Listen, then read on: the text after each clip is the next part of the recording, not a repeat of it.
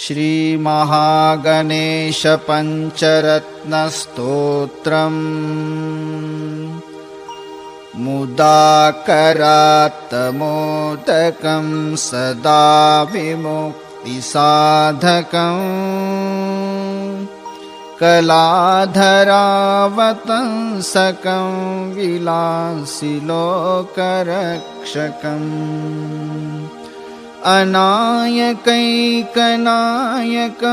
विनाशिते भदैत्यकम् नताशुभाशुनाशकं नमामि तं विनायकम् न तेतरातिभीकरं नवोदितार्कभास्वरम् न मत्सुरारिनिर्जरं नताधिकापदुद्धरम्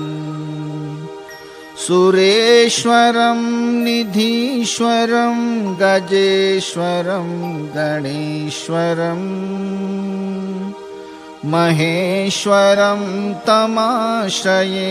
परात्परं निरन्तरम् समस्तलोकशङ्करं निरस्तदैत्यकुञ्जरम् दरेतरोदरं वरं वरे भवक्त्रमक्षरम्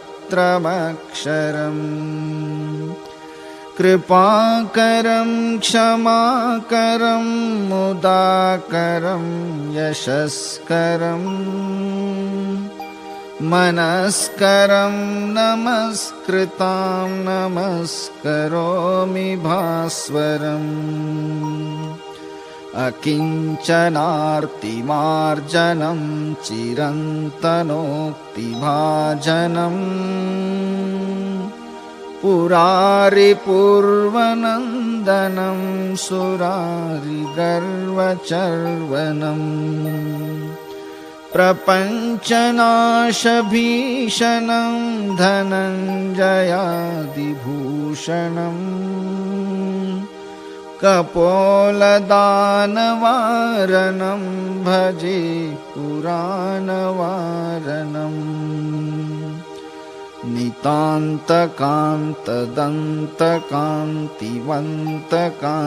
नितान्तकान्तदन्तकान्तिवन्तकान्तकात्मजम्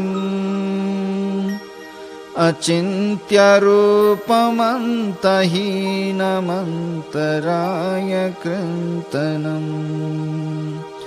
हृदन्तरे निरन्तरं वसन्तमेव योगिनाम् तमेकदन्तमेव तं विचिन्तयामि सन्ततम् महागणेश पञ्चरत्नमादरेण योऽन्वहम् प्रजल्पते प्रभातके हृदि स्मरन् गणेश्वरम्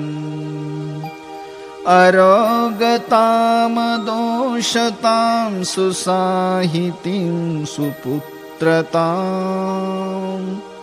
समाहितायुरष्टभूतिमभ्युपैति सुचिराम्